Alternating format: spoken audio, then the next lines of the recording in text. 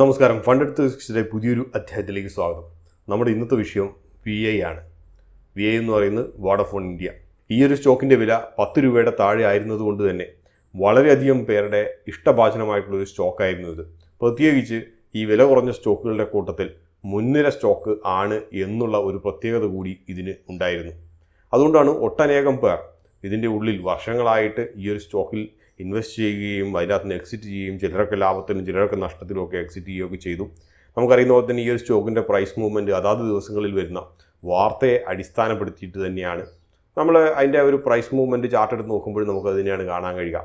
മുകളിലേക്കും താഴേക്കൊക്കെ പോയിക്കൊണ്ടിരുന്നു. പക്ഷേ കഴിഞ്ഞ ഒരു വർഷത്തിൻ്റെ അകത്ത് ഏകദേശം 40% റിട്ടേൺസ് ലഭിച്ചു എന്നുള്ളൊരു സത്യം അവിടെ നിലനിൽക്കുന്നു. അതിൻ്റെ അർത്ഥം കഴിഞ്ഞ കുറച്ച് കാലങ്ങളായിട്ട് പോസിറ്റീവായിട്ടുള്ള കുറച്ച് വാർത്തകൾ തുടർച്ചയായിട്ട് വന്നുകൊണ്ടിരുന്നു എന്നുള്ളത് തന്നെയാണ്. അപ്പോൾ നമുക്ക് ഈ ഒരു എപ്പിസോഡ് നമ്മൾ പറയാൻ പോകുന്നത് ഈ ഒരു സ്റ്റോക്ക് ഇത് ഹോൾഡ് ചെയ്യുന്നതിൻ്റെ അകത്ത് വല്ല കാര്യമുണ്ടോ, പുതുതായിട്ട് എൻട്രി ചെയ്യുന്നതിൻ്റെ അകത്ത് വല്ല കാര്യമുണ്ടോ, പിന്നെ ഇതിൻ്റെ ബേസിക് ആയിട്ടുള്ള കുറച്ച് ഫണ്ടമെൻ്റൽസും നമ്മൾ അനലൈസ് ചെയ്യുകയാണ്. നമുക്കറിയുന്ന പോലെ തന്നെ 2018 ഈ VI എന്ന് പറഞ്ഞിട്ടുള്ള ഈ ഒരു കമ്പനി നിലവിൽ വരുന്നത്. മറ്റൊന്നുമല്ല, പണ്ടത്തെ ഐഡിയ സെല്ലുലാറും വോഡഫോൺ ഇന്ത്യയും കൂടി ചേർന്നിട്ട് മേർജ് ചെയ്തിട്ടാണ് ഈ ഒരു കമ്പനി ഉണ്ടായത്. അന്നത്തെ കാലത്ത് ഏകദേശം $23 ബില്യൺ തത്തുല്യമായിട്ടുള്ള ഒരു വലിയൊരു കൺസോൾട്ടേഷൻ ആയിരുന്നു. ഇന്ന് എടുത്തു നോക്കുമ്പോൾ ഒട്ടനേകം ടെലികോം കമ്പനികളൊക്കെ വന്നു പോയി എന്നുള്ളത് നിലനിൽക്കുന്നുണ്ടെങ്കിൽ കൂടി ഇന്ത്യയിലെ മൂന്നാമത്തെ ഏറ്റവും വലിയ ടെലികോം ഓപ്പറേറ്റർ തന്നെയാണ് VI ഇന്ന്. റിലയൻസ് ജിയോയ്ക്കും ഭാരതി എയർടെലിന് ശേഷം മാർക്കറ്റ് ക്യാപ്പ് ഏകദേശം 1 ലക്ഷം കോടി രൂപയുടെ മുകളിൽ ഉണ്ട്. 10 രൂപയുടെ ഇന്ത്യൻ അറൗണ്ടായിട്ടാണ് പ്രൈസ് ഉള്ളത്. 200 മില്യൺ സബ്സ്ക്രൈബേഴ്സ് VIക്ക് ഇപ്പോഴുണ്ട്. 22 ടെലികോം സർക്കിൾസായിട്ട് ഇന്ത്യയിൽ ഓപ്പറേറ്റ് ചെയ്യുന്നു. ഷെയർ ഹോൾഡിംഗ് പാറ്റേൺ വളരെ പ്രധാനപ്പെട്ടതാണ്. ഈ ഒരു കമ്പനിയെ സംബന്ധിച്ച് 50% അടുത്തുള്ള ഷെയർസ് ഹോൾഡ് ചെയ്യുന്നത് ഇന്ത്യ ഗവൺമെൻറ്റാണ്. ആദിത്യ ബിർളയുടെ കയ്യിലിരുന്ന സ്റ്റേക്കും കൂടെ ഗവൺമെൻറ് കൊടുക്കേണ്ടതായിട്ട് വന്നു. ഡ്യൂസൊക്കെ കുറച്ചൊക്കെ ഒന്ന് സെറ്റിൽ ചെയ്യാൻ വേണ്ടിയിട്ട്. വോഡഫോൺ ഗ്രൂപ്പ് 16% ഹോൾഡ് ചെയ്യുന്നു. ആദിത്യ ബിർള ഏകദേശം 10% അടുത്ത് ഹോൾഡ് ചെയ്യുന്നു. ബാക്കി 25% അടുത്ത് വരുന്ന ഷെയർസൊക്കെ പബ്ലിക്കാണ് ഹോൾഡ് ചെയ്യുന്നത്. പെട്ടെന്ന് നമുക്ക് നമ്പേഴ്സിലേക്ക് പോവുകയാണെങ്കിൽ 43,000 കോടി രൂപയുടെ അടുത്തുള്ള ഒരു റവന്യൂ ഉണ്ട്. എബിറ്റഡി ആണെങ്കിൽ ഏകദേശം 12,000 കോടി രൂപയുടെ അടുത്തുണ്ട്. അത് 26% അടുത്ത് വരുന്ന ഒരു മാർജിൻസ് റെക്കോർഡ് ചെയ്യുന്നുണ്ട്. വളരെ നല്ലത്. നഷ്ടം 27,000 കോടി രൂപയുടെ അടുത്തുള്ളൊരു നഷ്ടമുണ്ട്. നഷ്ടമെന്ന് നമ്മൾ 27,000 കോടി രൂപയുടെ വലിയ നഷ്ടമുണ്ടെങ്കിൽ പോലും അതാരെയും അത്ഭുതപ്പെടുത്തുന്നില്ല, വളരെയധികം അലാമിംഗ് ആയിട്ടാരും കണക്കാക്കുന്നില്ല. മറ്റൊന്നും കൊണ്ടല്ല, വർഷങ്ങളായിട്ടൊക്കെ ഉള്ള നഷ്ടങ്ങളും കഷ്ടകാലങ്ങളും ഒക്കെ നടന്നുകൊണ്ടിരിക്കുന്നു. കൂടാതെ അതിന് മുൻ വർഷങ്ങളെ വെച്ച് നോക്കുമ്പോൾ 2024 ഫിനാൻഷ്യൽ ഇയർ വെച്ച് നോക്കിക്കഴിയുമ്പോൾ 31,000 കോടി രൂപയിൽ നിന്നും ഏകദേശം 4,000 കോടി രൂപയുടെ കുറവുണ്ടായി എന്നുള്ളത് തന്നെ ഒരു പോസിറ്റീവായിട്ടാണ് കൺസിഡർ ചെയ്യുന്നത്. ARPU അതേപോലെ തന്നെ ARPU എന്ന് പറഞ്ഞു കഴിഞ്ഞാൽ ARPU average revenue per user 180 രൂപയാണ്. അതും ഏകദേശം 9% അടുത്ത് വരുന്നൊരു വർധനവ് രേഖപ്പെടുത്തി. കമ്പനിക്ക് ഒരു സബ്സ്ക്രൈബറിൽ നിന്നും എത്ര രൂപ ലഭിക്കുന്നു എന്നുള്ളത്, അതാണ് സത്യത്തിലുള്ള ഒരു ഓപ്പറേറ്റിംഗ് എഫിഷ്യൻസി എന്ന് നമുക്ക് പറയാൻ കഴിയുന്നത്. കഴിഞ്ഞ ക്വാർട്ടറിലെ റിസൾട്ട് നമ്മൾ നോക്കുകയാണെങ്കിൽ ഈ ഒരു ക്വാർട്ടർ ആയിരിക്കാം കഴിഞ്ഞ ഒരു 19 ക്വാർട്ടറിനെ വെച്ച് നോക്കുമ്പോൾ, അതായത് 4-4.5 വർഷത്തെ വെച്ച് നോക്കുമ്പോൾ ഏറ്റവും മെച്ചപ്പെട്ട ഒരു ക്വാർട്ടർ എന്ന് ഈ കമ്പനിക്ക് പറയാൻ കഴിയും. കാരണം ഏകദേശം 5,500 കോടി രൂപയുടെ നഷ്ടം മാത്രമേ ഉള്ളൂ. കഴിഞ്ഞ വർഷത്തെ ബാലൻസ് ഷീറ്റ് ഒന്ന് എടുത്ത് നോക്കാം നമുക്ക്. കാരണം അതിന് വലിയൊരു റെലവൻസ് ഉള്ളതായിട്ട് എനിക്കിപ്പോൾ തോന്നുന്നില്ല.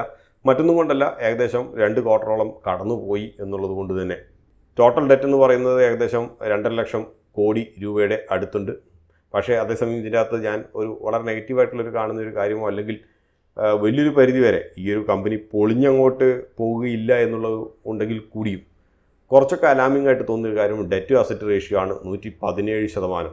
ക്യാഷ് പൊസിഷൻ നമ്മളെടുത്ത് നോക്കുമ്പോൾ കാണാൻ കഴിയും 2,500 കോടി രൂപ മാത്രമേ ഉള്ളൂ. അതായത് ഏകദേശം 3 മാസത്തേക്ക് മുമ്പോട്ട് പോകാനുള്ള പണം ഉണ്ട് എന്ന് വേണമെങ്കിൽ നമുക്ക് കരുതാൻ കഴിയും. അതേസമയം AGR ഡ്യൂസ് പത്രങ്ങളിലൊക്കെ കണ്ടിട്ടുണ്ടാകാം. AGR എന്ന് പറഞ്ഞാൽ അഡ്ജസ്റ്റഡ് ഗ്രോസ് റവന്യൂ ഡ്യൂസ് ഏകദേശം 78,500 കോടി രൂപയുടെ ഉണ്ട്. അത് മാർച്ച് 2026 കൂടിയിട്ട് കൊടുത്തു തീർക്കേണ്ടതായിട്ട് വരും.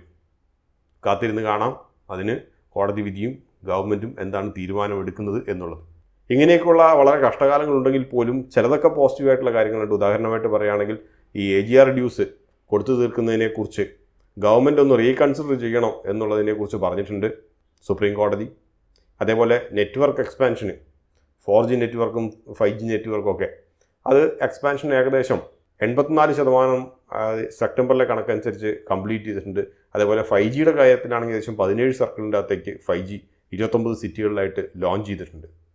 ഈ 150 രൂപ എന്ന് പറയുന്ന ആവറേജ് റവന്യൂ പെർ യൂസർ അതും ഇമ്പ്രൂവ്മെൻ്റ് ആണെന്ന് നമുക്ക് കാണാൻ കഴിയും. മുമ്പുള്ള ക്വാർട്ടറുകളിൽ വെച്ച് നോക്കിക്കഴിയുമ്പോൾ ഏകദേശം 9% അടുത്ത് വരുന്ന ഒരു ഇമ്പ്രൂവ്മെൻ്റ് ഉണ്ട്. പിന്നെ ഇത് പോരാത്തതിന് ഇൻഡസ്ട്രി തന്നെ കുറച്ചൊക്കെ ടെലികോം താരിഫ് ഉടനെ തന്നെ ഉയർത്തുമെന്നാണ് കണക്കാക്കപ്പെടുന്നത്. അപ്പോൾ മൊത്തം ഇൻഡസ്ട്രി ഉയർത്തുകയാണെങ്കിൽ VI കൂടി ഉയർത്തിക്കഴിഞ്ഞാൽ ഇതുവഴി ഉണ്ടാകുന്ന ഒരു വരുമാന വർധനവുണ്ടാകും. ഈ ആവറേജ് റവന്യൂ പെർ യൂസർ എന്ന് പറഞ്ഞ ഏകദേശം 220 രൂപയിലേക്ക് എത്തിപ്പെടുമെന്ന് വേണമെങ്കിൽ നമുക്ക് പ്രതീക്ഷിക്കാവുന്നതാണ്. മേൽപ്പറഞ്ഞ കുറച്ച് നെഗറ്റീവായിട്ടുള്ള കാര്യങ്ങളൊക്കെ AGRൻ്റെ കാര്യങ്ങളൊക്കെ പറഞ്ഞിട്ടുണ്ടെങ്കിലും അതിനേക്കാളും കുറച്ചുകൂടി നമുക്ക് മനസ്സിൽ വെക്കേണ്ട കുറച്ച് കാര്യങ്ങളുണ്ട്. ഒരു ലോങ് ടേം ഇൻവെസ്റ്റർ ആണ് നിങ്ങളെങ്കിൽ ഒന്നാമത്തെ പ്രധാനപ്പെട്ട കാര്യം ഫണ്ടിങ് ആണ്. 20,000 കോടി രൂപ ഇക്വിറ്റി ബേസ്ഡോ ഡെറ്റ് ബേസ്ഡോ ആയിട്ടുള്ള കടം വാങ്ങിച്ചിട്ടോ എന്തെങ്കിലുമൊക്കെ ചെയ്തിട്ടുള്ള ഒരു ഫണ്ടിങ് ലക്ഷ്യം വെച്ചെങ്കിൽ കൂടിയും വെറും 5,000 കോടി രൂപ മാത്രമേ കിട്ടിയുള്ളൂ. ഈ 5,000 കോടി രൂപ തന്നെ ഏകദേശം 14% ഇൻട്രസ്റ്റ് റേറ്റിലാണ് ലഭിച്ചത് എന്ന് കൂടി ആലോചിക്കുക. മറ്റൊന്നുള്ളത് ലക്ഷ്യം വെച്ചിട്ടുള്ള ക്യാപെക്സ് ഇൻവെസ്റ്റ്മെൻ്റ് ആണ്. ഏകദേശം 50-60 കോടി രൂപ ഈ ക്വാർട്ടറിൽ നിക്ഷേപിക്കണം എന്ന് ലക്ഷ്യം വെച്ചെങ്കിൽ കൂടിയും പിന്നീട് മാനേജ്മെൻറ്റ് കമൻട്രി അനുസരിച്ച് അത് വെറും 7,000 കോടി രൂപയിലേക്ക് താഴ്ത്തി. അതുകൊണ്ട് ലോങ് ടേമിലേക്ക് നോക്കുമ്പം കമ്പനിക്ക് ഈ പണത്തിൻ്റെ ഞെരുക്കം കണ്ടമാനം ബാധിക്കുന്നുണ്ട് നമുക്ക് കാണാൻ കഴിയും. അപ്പോൾ പ്രധാനപ്പെട്ട ഒരു ചോദ്യം ഇനി എന്ത് ചെയ്യണം എന്നുള്ളതാണ്.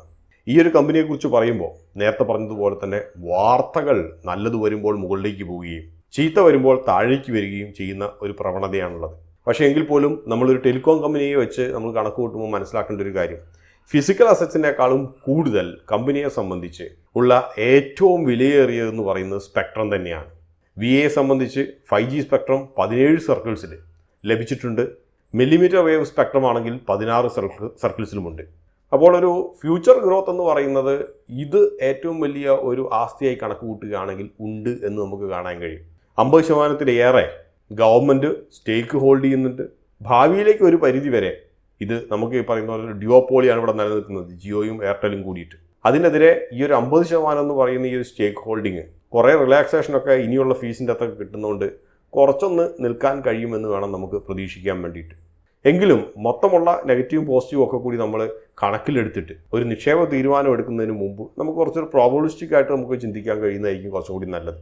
ഒന്നാമത്തെ കാര്യം ഞാൻ ഈ പറയുന്നതെല്ലാം ഒരു ഷോർട്ട് ടേമിലേക്കുള്ളൊരു കാര്യമല്ല, മിഡ് ടു ലോങ് ടേമിലാണ്. അതായത് നിങ്ങളൊരു 6 മാസത്തിൻ്റെ അപ്പുറത്തേക്കുള്ള ഒരു നിക്ഷേപം നടത്താൻ വേണ്ടി ഉദ്ദേശിക്കുന്നവരാണെങ്കിൽ ഒരു സ്വിംഗ് ട്രേഡിംഗ് പോലെ ഇന്ന് നിക്ഷേപം നടത്തി 2 ആഴ്ച കഴിഞ്ഞിട്ടെന്നുള്ള ഒരു കഥയല്ല ഞാൻ പറയുന്നത്. അപ്പോൾ ഈ നെഗറ്റീവും പോസിറ്റീവ് ആയിട്ടുള്ള ഫാക്ടേഴ്സൊക്കെ കൂടി നമ്മൾ കോറിലേറ്റ് ചെയ്യുകയാണെങ്കിൽ അത് നമ്മൾ ഈക്വലി വെയ് ചെയ്യുകയാണെങ്കിൽ ഒരു മീഡിയം ടു ലോങ് ടേം ഇൻവെസ്റ്റ്മെൻറ്റിനെ സംബന്ധിച്ച് ഒരു 40% സാധ്യത നമുക്ക് വകവെച്ച് കൊടുക്കാൻ കഴിയുന്നത് ഈ ഒരു കമ്പനി പോസിറ്റീവ് റിസൾട്ട്സ് നൽകും എന്നുള്ളതാണ്. ഇങ്ങനെ നൽകണമെങ്കിൽ പ്രധാനപ്പെട്ട ഒരു കാര്യം ഗവൺമെൻറ് AGR ഡ്യൂസ് ഒരു ഏറ്റവും മിനിമം ഒരു 10 വർഷത്തേക്കെങ്കിലും നീട്ടിക്കൊടുക്കണം എന്നുള്ളതാണ്. അത് നീട്ടിക്കൊടുക്കാനുള്ള സാധ്യത ഏകദേശം 40% ഉണ്ട്. ഒരു 25% നമുക്ക് മുൻകൂട്ടി കാണാൻ കഴിയുന്ന ഒരു കാര്യം ഇന്നുള്ള പോലെ തന്നെ തട്ടിയും മുട്ടിയൊക്കെ മുമ്പോട്ട് പോകുമെന്നുള്ളതാണ്. അതായത് ഗവൺമെൻറ് ഏകദേശം 30,000 കോടി രൂപയുടെ അടുത്ത് ഒക്കെ അത്രയ്ക്ക് മാത്രം ഉള്ളൂ. ഒരു AGR വേവർ ചിലപ്പോൾ കൊടുത്തേക്കാം. പിന്നെ ഒരു 5G സ്പെക്ട്രം റോൾ ഔട്ട് ചെയ്ത് അതിൻ്റെ അകത്തുനിന്നുള്ള റവന്യൂ വന്നേക്കാം. അപ്പോൾ ഈ ഒരു രീതിയിലൊക്കെ ഇന്നെങ്ങനെയാണോ പോകുന്നത് അതേപോലെ തന്നെ പോകും. വലിയൊരു ടേൺ അറൗണ്ട് സ്റ്റോറി ഒന്നും പറയാനുണ്ടാകില്ല.